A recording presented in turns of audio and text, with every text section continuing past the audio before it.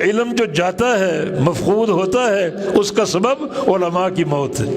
جب تک علماء راسخین موجود ہیں، علم موجود ہے۔ علماء آہستہ آہستہ اٹھتے جائیں گے، علم بھی ساتھ رخصت ہوتا جائے گا۔ اور نبی علیہ السلام کی حدیث بھی ہے کہ قرب قیامت جہالت پھیل جائے گی اور علم اٹھ جائے گا۔ اور آپ نے فرمایا اللہ علم کو کیسے اٹھائے گا؟ علماء کے سینوں سے محو کر کے نہیں، بلکہ علماء کو اٹھا کر۔ ایک عالم فوت ہو گیا، دوسرا فوت ہو گیا، تیسرا، حتیٰ کہ جو علم موجود ہے ان کے سینوں میں اور ان کے بیانات میں، وہ علم آہستہ آہستہ مفقود ہو جائے گا اور لوگ گمراہی اور ضلالت کا شکار ہو جائیں گے، اور اپنی رائے سے لوگ پھر فیصلے کریں گے۔ فَيَضِلُّونَ يُضِلُّونَ، خود بھی گمراہ اور لوگوں کو بھی گمراہ کر کے چھوڑ دیں گے۔ تو علماء کا وجود اس امت کے لیے غنیمت ہے۔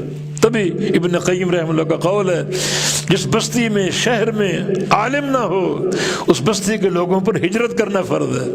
اس علاقے کو چھوڑ دیں، ایسے علاقے میں چلے جائیں جہاں علماء موجود ہوں، تاکہ ان سے علم ان کو ملتا رہے اور پہنچتا رہے۔ ابن قیم مزید فرماتے ہیں اس امت کو کس ڈاکٹر کی ضرورت ہے؟ ڈاکٹروں کی دو قسمیں ہیں، ایک جسمانی ڈاکٹر، ایک روحانی ڈاکٹر۔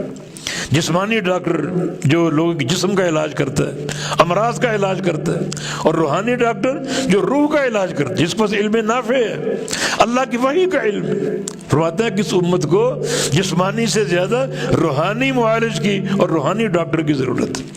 جسمانی ڈاکٹر جو ہے اس کا جو علم ہے وہ تو پھیلا ہوا ہے۔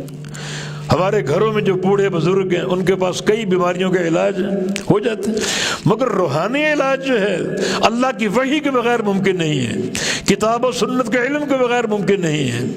تو علماء کا وجود امت کے لیے نعمت ہے، علم کی بقا ہے اس میں، علم کا دوام ہے اس میں۔ جب علماء اٹھتے جائیں گے تو علم بھی ساتھ ساتھ رخصت ہوتا جائے گا۔